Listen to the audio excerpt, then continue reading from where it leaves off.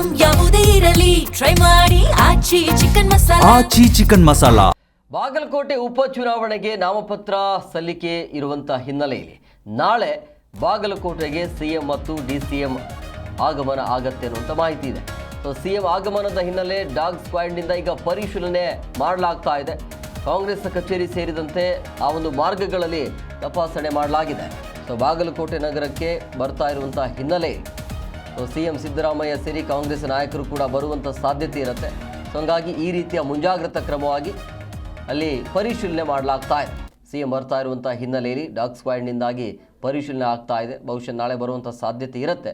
So ಹಂಗಾಗಿ ಈ ರೀತಿಯ ಮುಂಜಾಗ್ರತಾ ಕ್ರಮವಾಗಿ ಅಲ್ಲಿ ಪರಿಶೀಲನೆ ನಡೀತಾ ಇದೆ.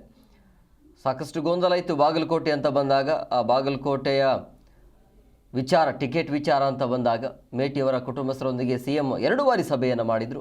ಅಂತಿಮವಾಗಿ ಈಗ ಆ ಕುಟುಂಬಕ್ಕೆ ಆದ್ಯತೆ ಕೊಡಲಾಗಿದೆ.